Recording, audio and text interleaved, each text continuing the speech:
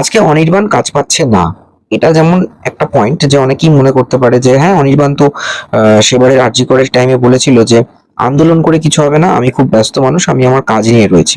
আজকে সেই অনির্বাণের কাজই নেই, মানে 1 বছর ঘুরলো না, সে তার ফল পাচ্ছে, কর্মফল বলে একটা কথা আছে, সেটা একটা পয়েন্ট, সেটা আমি মেনে নিলাম যে অনির্বাণের ঔদ্ধত্য ছিল, অনির্বাণ নিজেকে যা মনে করেছে, আজকে সে ফল পাচ্ছে।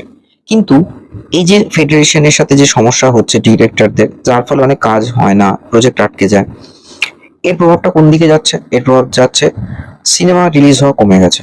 সিনেমা রিলিজ কমে গেলে কি হবে? হলে হলে যারা কাজ করে, থিয়েটারে যারা কাজ করে, তাদের রুটি রুজির উপর চাপ পড়ছে।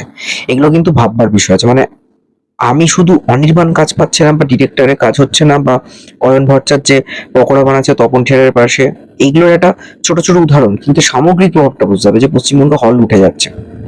সেই হলে কাজ করতো যারা, তারা কাজ চলে যাচ্ছে। যারা ধরুন গ্রিন রুমে বসে বা যারা টেকনিক্যালি কিছু কাজ করতেন, তাদের কাজ চলে যাচ্ছে, বেকারত্ব বাড়ছে। যত হলের সংখ্যা কমবে বেকারত্ব বাড়বে, সিনেমার সংখ্যা কমলে সিনেমা হলের মালিকরা সেই সমস্ত তুলে দেবে ব্যবসা। তাহলে এটা সমাজের উপর একটা চাপ ফেলবে।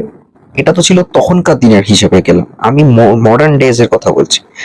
মডার্ন ডেজে কি হচ্ছে, যে সমস্ত সিনেমাগুলো বেরোয় সেগুলো ওটিটিতে রিলিজ হয়, লাইক হইচই, ক্লিক আছে, তারপরে ধরুন আড্ডা টাইম আছে। এই যে ওয়েস্ট বেঙ্গল বেস যে সমস্ত ওটিটি প্ল্যাটফর্ম গুলো আছে, তাতে প্রচুর মানুষের এমপ্লয়মেন্ট হয়। এমপ্লয়মেন্ট গুলো কিভাবে হচ্ছে? খুব সিম্পল হিসেব, automation specialist, data analyst specialist, data feature specialist, data engineer, data mining, এগুলো থাকে।